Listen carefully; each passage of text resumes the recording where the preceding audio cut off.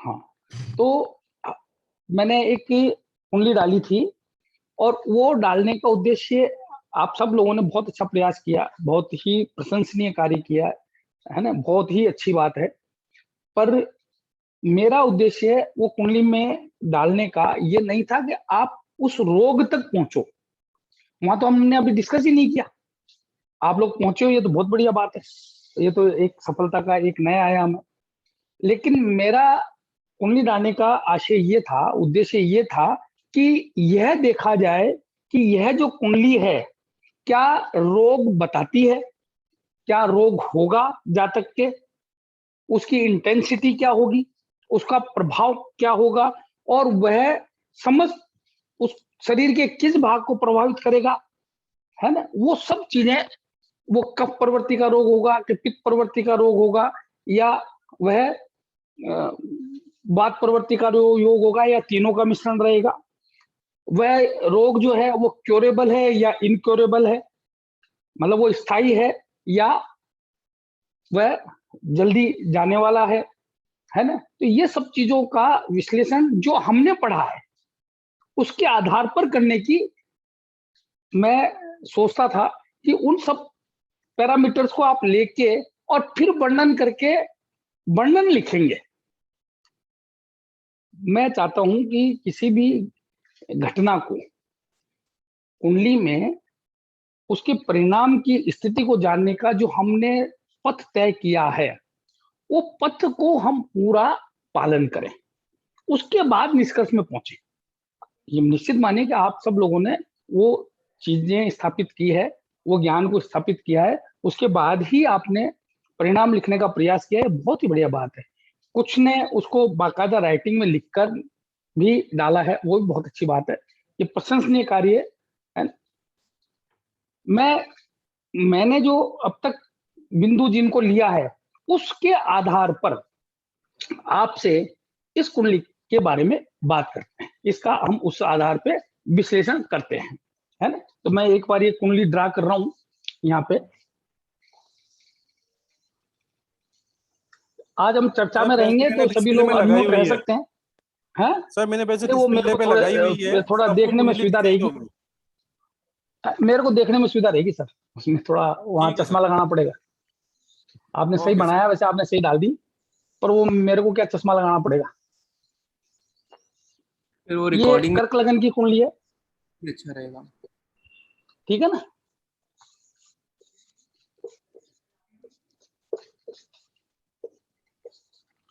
लगन में शनि है, दशम में मंगल है, चंद्र राहु नवम में है, सूर्य बुध गुरु और केतु केतु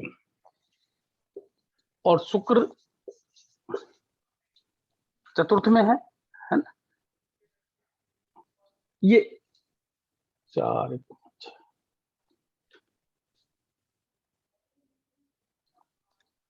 1 2 3 4 4 8 9, बिल्कुल ठीक है।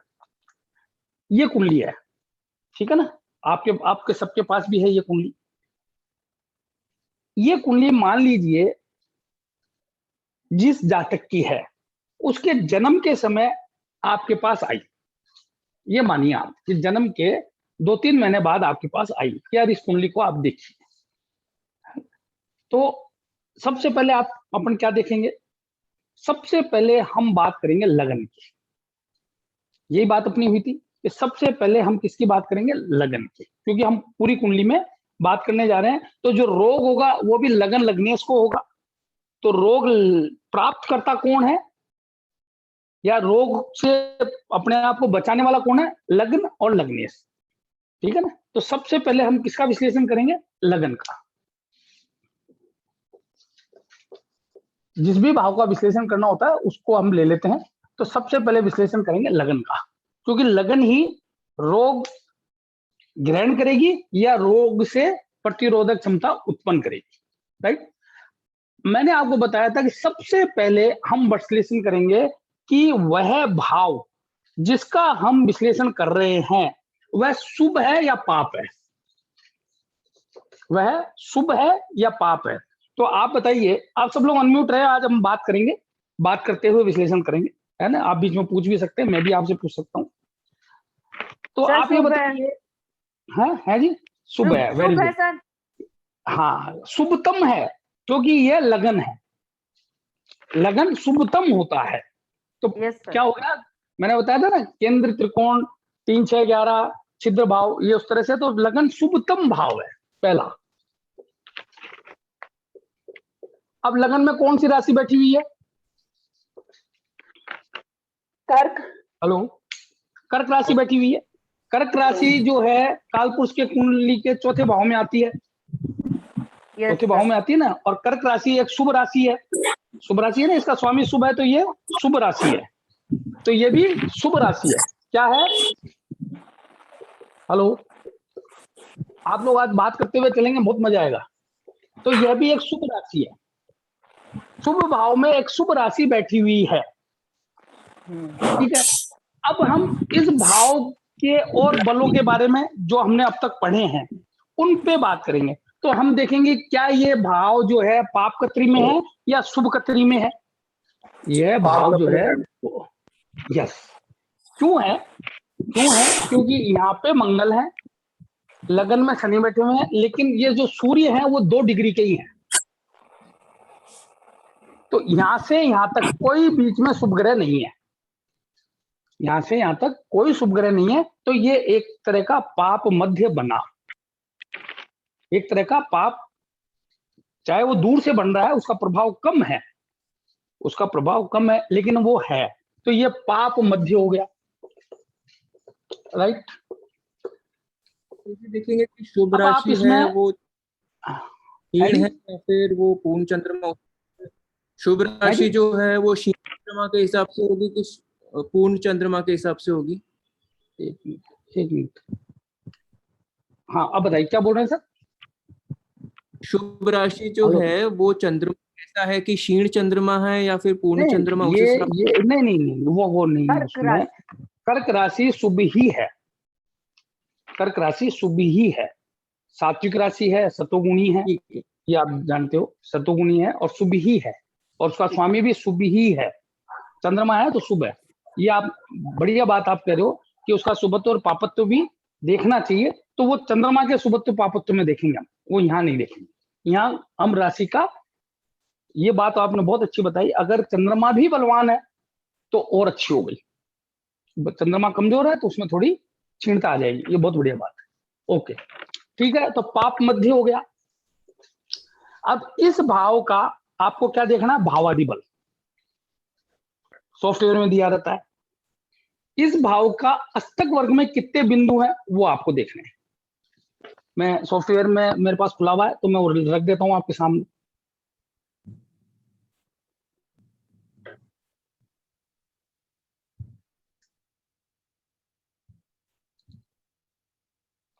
अष्टक वर्ग में 38 बिंदु है यहाँ, ये उत्तम, तो अष्टक वर्ग के हिसाब से ये उत्तम है, राइट। भावादि बल आप सॉफ्टवेयर में आप देखेंगे, पारसल लाइक में खोलेंगे तो भावादि बल आपको आराम से दिख जाएगा। टोडस वर्ग जब खोलेंगे आगे तो उसमें भावादि बल रहता है, हर भाव का बल दिया हुआ रहता है। तो लगन का बल है 324, लगभग बॉर्डर पे है, ठीक है।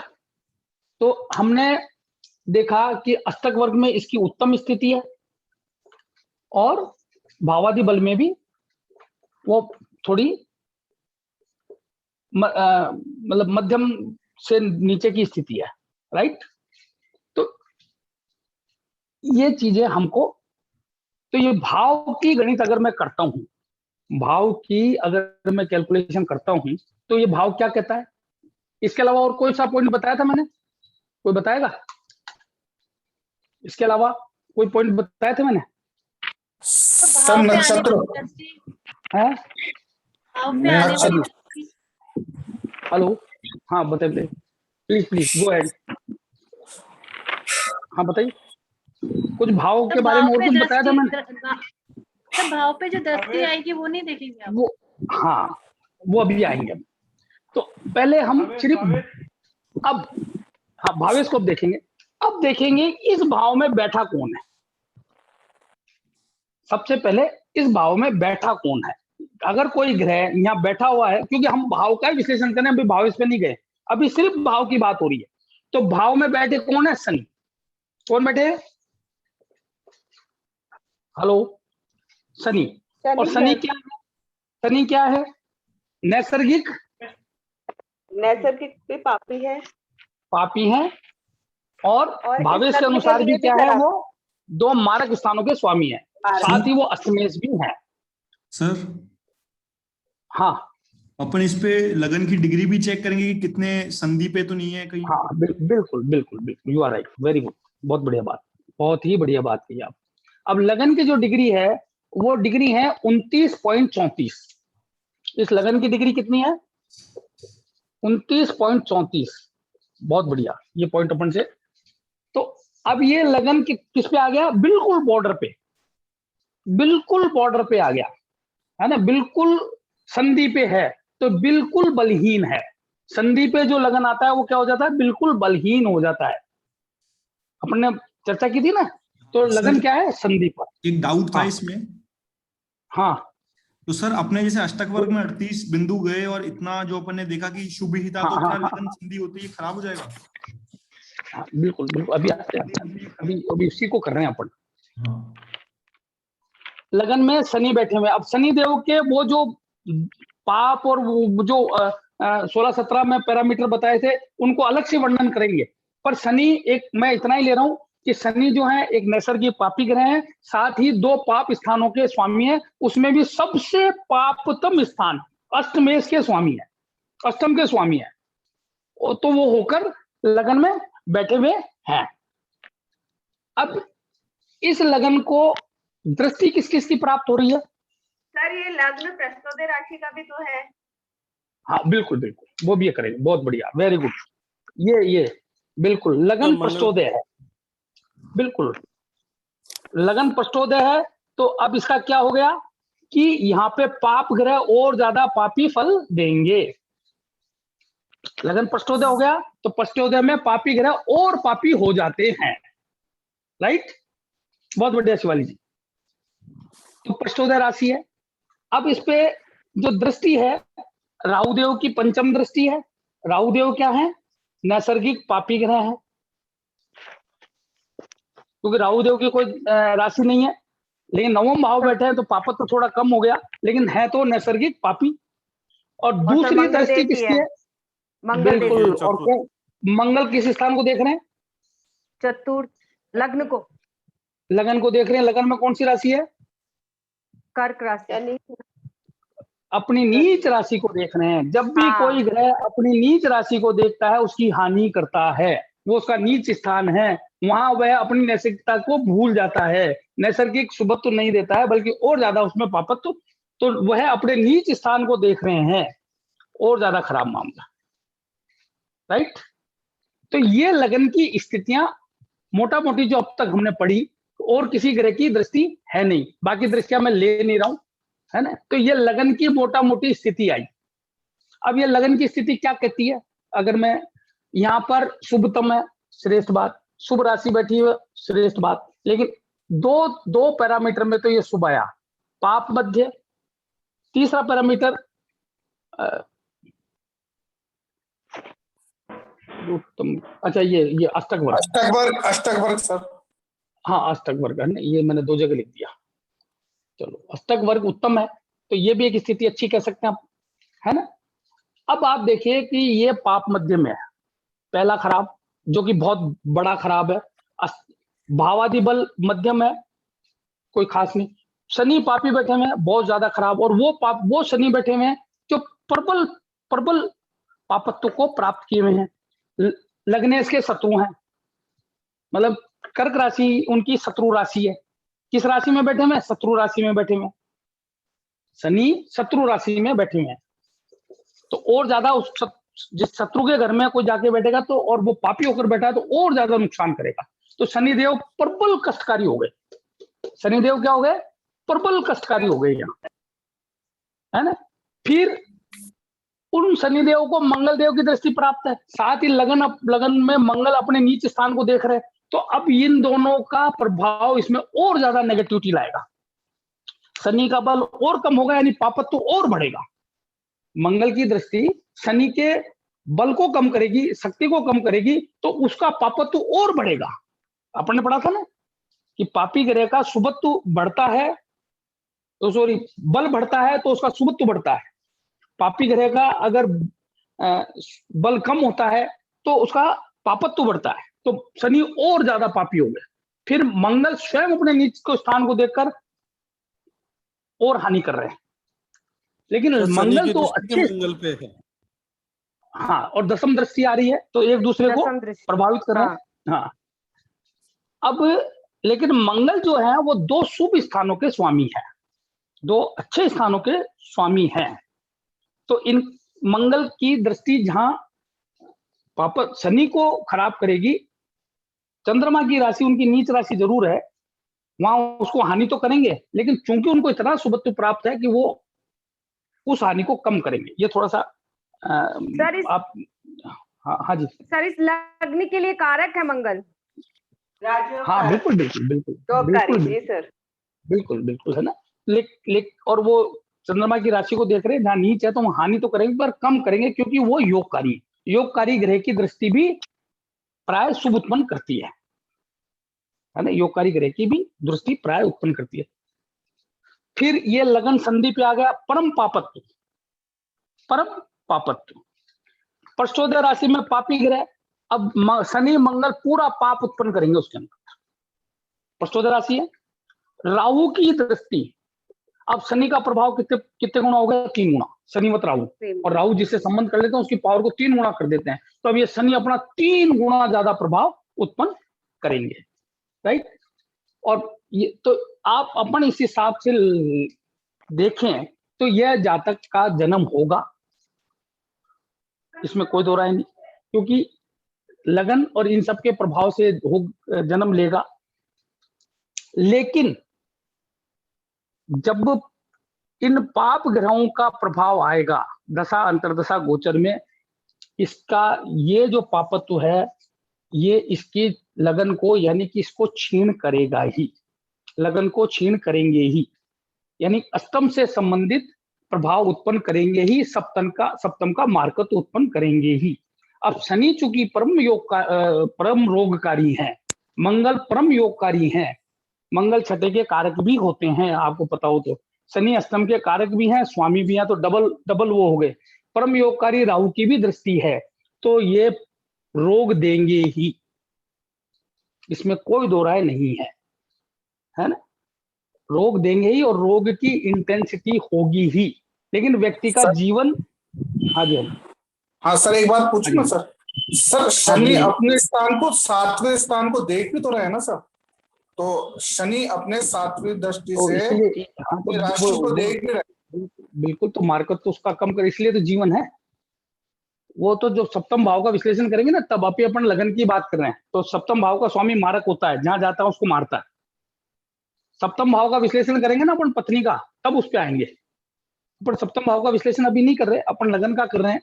तो चूंकि सप्तमेश मारक है, तो मारक होकर बैठे हैं, तो वो लगन का तो नुकसान करेंगे ही, हानि करेंगे ही। अष्टमेश है तो परम हानि करेंगे। ये सब योग क्या कह रहे हैं?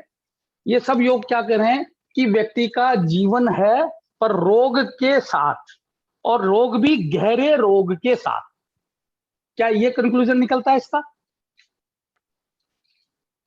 बिल्कुल सर। जीवन है पर परम रोग के साथ, यानी कि उस व्यक्ति के शरीर में क्षीणता शुरू हो जाएगी रोग के माध्यम से, ठीक है ना, और वो पूरा जीवन रोग के साथ निकालेगा। अब चूंकि ये स्थिति जन्मकालीन बनी हुई है, तो यह जातक है ना कुछ क्षीणता लेकर ही पैदा हुआ है जी सर। कुछ, हाँ, ये कुछ क्षीणता लेके ही पैदा हुआ है, राइट। तो ये लगन के इतने पैरामीटर, आप या जिस भी भाव का विश्लेषण कर रहे हैं, इतने पैरामीटर तो आप लगा के उस भाव को आपको पता चल गया कि भाव दरअसल में क्या उत्पन्न करना चाह रहा है। सर, हाँ जी सर, ये जिस तरह से मंगल अपनी नीच राशि को देख रहा है, उसी तरह से शनि भी तो अपनी नीच राशि को देख रहा है, तो शनि और पापी भी हो गए ना। हाँ, वो दशम भाव को पापत्व देंगे ना। अब आप समझो कि ये शनि की दृष्टि है अपने घर को, है ना, और शनि की दशम भाव तो ये कर्महीनता का योग बनाएंगे। मंगल को चूंकि लगन में बैठ के देख रहे हैं तो मंगल को कार्य नहीं करने देंगे। आप समझ रहे हो ना, वो जब दशम भाव का विश्लेषण करेंगे ना तब ओके सर, सप्तम भाव क्या करें। हाँ, अभी मैं लगन की बात करूं। अब जैसे श्रीचरण जी ने कहा, अब मैं आता हूं लग्नेश पर, जो उसका लग्नेश पर। भाई लगन का दूसरा कौन है? हाँ अजी, लग्नेश। तो ये हाँ जी, बोलिए बोलिए। मतलब दिए गए मतलब है अपन ये कैसे बोल देखिए, सकते हैं हाँ ये अभी आपको कंक्लूड करूंगा। बहुत बढ़िया क्वेश्चन है ये, अभी नोट करके रखो, ये नोट करके रखो। क्यों जिएगा वो मैं बताता हूँ आपको। अब इसका जो स्वामी है कौन है? चंद्रमा। अब देखो चंद्रमा किस स्थान पर गया? सर त्रिकोण में गए, अच्छे हैं। भाग्य, भाग्य। हाँ, यानी कि लग्नेश होकर भाग्य में गया। गुरु की राशि में गए सर, और गुरु देख रहे हैं। हाँ, वो भी आएंगे। हाँ, बिल्कुल सही बात है। तो इसका मतलब है कि ये लग्नेश जो है ना वो उत्तम स्थिति में है, तो जीवन है, जीवन है ना। ये बिल्कुल सुधीर जी, यहाँ वो समझ में आ रहा है, क्योंकि केंद्र त्रिकोण में जाकर रिश्ता है ना पनपता है, या जीव पनपता है, या जीव का वो अंग पनपता है। तो यहाँ जीव कौन है? मैं स्वयं हूं। मैं त्रिकोण में जाके बैठा हुआ हूं, तो मैं जीवन है मेरा। अगर यही चंद्रमा राहु के साथ अष्टम भाव में होते तो यह जो भी है व्यक्ति ये बच ही नहीं सकता था, दुनिया की ताकत नहीं बचा सकती। समझ रहे हो आप? हेलो जी, सुधीर जी, यहाँ पे सुधीर जी का क्वेश्चन था। हाँ, यहाँ जाके सेफ हो गए, नवम में जाके। हाँ, अब बात करते हैं चंद्रदेव की। अब चंद्रदेव इन ग्रहों के शुभत्व और पापत्व को निर्धारण करना है, यही बात थी ना। फिर बलवान होना और बलहीन होना उसको निर्धारित करेंगे। मैं मिटा दूं ये जी जो सर, मैंने लिखा है ना। ये सब ध्यान रखना भाई आप लोग, ये अपन को हैबिट में डालना है, अपनी हैबिट में आ जाना चाहिए। उद्देश्य ये नहीं है, उद्देश्य ये है कि पाथ जो है ना वो परफेक्टली एनालाइज किया है कि नहीं हमने। अब लग्नेश हैं चंद्रदेव। अब पहला हमारा काम क्या है? पाप और शुभ, ये तो तय करते हैं हम। अब चंद्रमा पापी ग्रह है, शुभ ग्रह है? नैसर्गिक नैसर्गिक शुभ है सर। शुभ ग्रह भावेश के अनुसार, भावेश के अनुसार भी शुभ है सर। शुभतम। देखिए लग्नेश हमेशा शुभतम कहलाता है, लगन शुभतम होती है। थोड़ा सा चेंज करो, है ना। और भाव में जिस भाव में बैठे हुए उसके अनुसार भी अति शुभ है सर। शुभतम, शुभ, अति शुभ, अति शुभ कह देते हैं, आपकी बात को रखते हैं अति शुभ। ठीक है। अब ये चंद्रमा जिसकी राशि में बैठे हुए हैं वह इनको देख रहा है, जो उत्तम जी ने बताया, उनकी दृष्टि प्राप्त है, जो उनका परम मित्र भी है। ये अच्छा है सर, जो उनका परम मित्र भी है। ठीक है। तो दृष्टि के अनुसार, क्या मैं थोड़ा आगे जल्दी बढ़ गया? चलो, दृष्टि के अनुसार पहले युति लेते हैं। तो ये तीन चीज हमने लिखी कि भाव, भावेश जिस भाव में बैठा है ना। अब बात करते हैं युति की। पहले दृष्टि से पहले युति लेनी चाहिए, तो युति की। तो ये चीजें क्या बता रही है कि चंद्रमा शुभ है। अब सर उच्चाभिलाषी भी है। एक मिनट, अभी नहीं। ये फिर चंद्रमा क्या पाप कत्री में है? कत्री कौन सी है बताओ? सर राहु के साथ युति में है और मंगल है नेक्स्ट भाग। आप कत्री में भाई राहु 19 डिग्री के हैं, तो राहु 11 डिग्री चल लिए। 19 डिग्री है ना, तो 11 डिग्री चले, और चंद्रमा 13 डिग्री चले हैं। चंद्रमा 13 डिग्री ही चले हैं। तो अब चंद्रमा पाप कत्री के पास है, पाप कत्री के पास है, लगभग पाप कत्री पे है, लगभग। यहाँ मीन ट्रू का फर्क पड़ता है, जिसे लगभग ले लो क्योंकि 1 डिग्री का अंतर आ रहा है। ठीक है ना। फिर इसके अलावा और क्या देखेंगे? शुभत्व और पापत्व में किससे युक्त है? तो युक्त किससे है? राहु से। राहु क्या है? परम पापी, राइट। और कोई युति है नहीं, परम पापी राहु से युक्त है। फिर इसके बाद देखिए दृष्टि। अब दृष्टि में सबसे शुभ दृष्टि है गुरुदेव की, जो अपने घर में बैठे हुए चंद्रमा को देख रहे हैं, तो शुभ। दूसरी दृष्टि किसकी है? बुध की। अब लेकिन एक चीज देखो आप, गुरु अपने घर में बैठे हुए चंद्रमा को देख रहे हैं, इसमें कोई दो राय नहीं। गजकेसरी योग बन रहा है, इसमें भी कोई दो राय नहीं। लेकिन जो गुरु हैं, जहां वो भाग्येश हैं, वहीं उनकी मूल त्रिकोण राशि छठे भाव में है, यानी वो सस्तेश भी हैं। तो जहां गुरु एक शुभ ग्रह देख रहे हैं, भावेश के अनुसार मैं बात करूं तो वो छठे के स्वामी होकर भी देख रहे हैं, तो उनको जो नैसर्गिकता के अनुसार छठे भाव का रोग प्रभाव जरूर मिलेगा। हालांकि गुरु स्वयं निरोगता के कारक है, लेकिन भाव का कारकत्व तो ऑटोमेटिक इंसर्ट होगा ही होगा उनके अंदर। भाई मेरे को जिस भाव का राज मिला है, जहां जाके मेरे कारकत्व, वो तो मेरे को प्राप्त होंगे ही होंगे। तो वह रोगेश भी है। अगर मैं रोगेश की बात करूं तो कौन है? गुरुदेव। अब बुध की बात करता हूं, अब बुध का एक ही, अब गुरु की दृष्टि तो मित्र दृष्टि है, अब बुध का एक ही शत्रु है, वो है चंद्रमा। तो एक तो शत्रु दृष्टि से देख रहे हैं। फिर बुध अगर मैं देखूं तो एक अन्य मारक स्थान 12वें के स्वामी है, और एक अन्य मारक स्थान तृतीय के स्वामी है ना। और फिर उनका बल अगर आप गिनने जाओगे तो वो 100 राशि होकर और बलवान हो गए, है ना। तो उनका पापत्व थोड़ा कम होगा, राइट। लेकिन वो शत्रु को देख रहे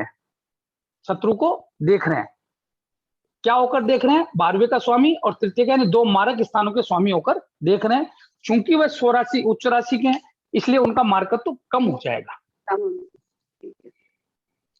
बलवान हो गए ना वो, तो उनका मार्कत्व कम हो जाएगा, राइट। क्लियर। अब ये देख लीजिए, ये जरूर देखना, नैसर्गिक क्या है? बुध शुभ ग्रह। क्या मैं सही कह रहा हूं? नहीं सर। हाँ बताओ। सर अगर पाप ग्रह के साथ है तो पापी हो जाते हैं, और yes. अगर शुभ ग्रह के साथ है तो शुभ हो जाते हैं। तो ये टेंडेंसी इनकी, जो ये बुध जो है वो पापी केतु के साथ भी है, सूर्य के साथ भी है, और गुरु के साथ भी है। तो गुरु के साथ तो शुभत्व मिल रहा है, लेकिन सूर्य केतु का पापत्व भी इनके अंदर आ रहा है। शनि की दृष्टि आ रही है तो भी वो पापत्व आ रहा है। तो ये खुद है ना 3 प्रकार से ज्यादा पीड़ित हो रहे हैं। 2 पाप स्थानों के स्वामी है ना, पाप स्थान पे बैठे हुए हैं, सूर्य केतु के साथ है, शनि की दृष्टि प्राप्त है। तो ये बुध भी जो है, और पाप पत्री में है। बिल्कुल सही कह रहे हो, पाप पत्री में है, लगन से 30 है, लगन से तृतीय है, और लगन से तृतीय है, तो लगन की हानि करेंगे। बिल्कुल सही करो, लगन से तृतीय है, तो ये तो बुध परम यहाँ पे चंद्रमा को मारने में इनका बड़ा योग, मारने मतलब उसको रोगी करने में, अस्पताल तक ले जाने का काम ये बुद्धि करेंगे। ये अस्पताल भाव है, ये बुद्धि लेके जाएंगे इसको। जो कुछ नुकसान करेंगे ना, वो ये बुद्धि करेंगे। मैं आपको एक योग बताता हूँ, इसको नोट कर लो आप। उत्तरा कालामृत में कालिदास जी ने एक बात लिखी है कि अगर बुध कितना भी योगकारी हो, कितने भी योगकारी ग्रहों के साथ बैठा हो, अगर वो 3 प्रकार से मारकत्व प्राप्त हो गया उसको, 3 प्रकार से, तो वह सबसे प्रबल मारक होता है। और उससे बचने का उपाय सिर्फ सूर्य आराधना है। अगर सूर्य की आराधना कर ली जाए, अगर वो सूर्य के साथ बैठे हुए, तो ही वो आदमी बच सकता है ना। तो यहाँ जो बुध है वो 12वें भाव पृथकताकारी भाव है, उसके स्वामी यानी मारक। तृतीय भाव स्वयं मारक स्थान है, उसके स्वामी। तो 2 मारक, सूर्य केतु के साथ दूसरा पापत्व, अपने लगन से तीसरे स्थान पर शनि से दृष्ट। तो 3 से भी ज्यादा प्रकार से बुध जो है ना वो पीड़ाकारी हैं। इसमें मैंने 22वां देशकांड 64वां अनुमान सभी नहीं लिया है, और वर्कुंडलियां मैंने आपको पढ़ाई से उनको मैंने भी नहीं लिया है ना। तो ये बुध जो है वो यहाँ पे मारकत्व प्राप्त किए हुए हैं। शुभ ग्रह होने के बाद भी ये शुभ नहीं रहे, राइट। अब बात आती है सूर्य देव की।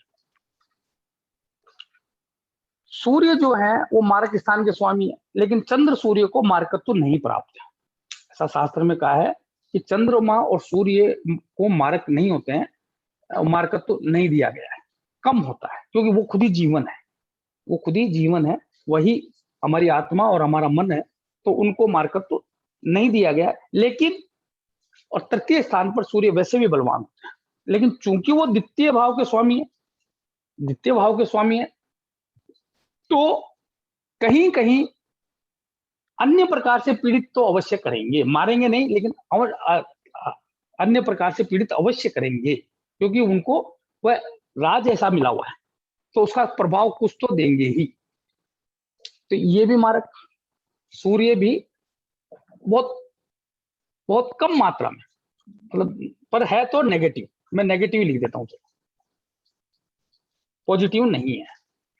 लेकिन प्लस क्या है, वो चंद्रमा को देख रहे हैं।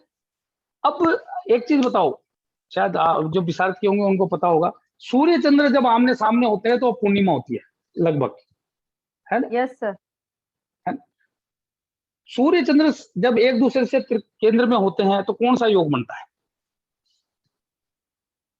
कोई बताएगा? हेलो? अधम योग। अधम योग बनता है, बिल्कुल सही। तो सूर्य ने यहाँ अधम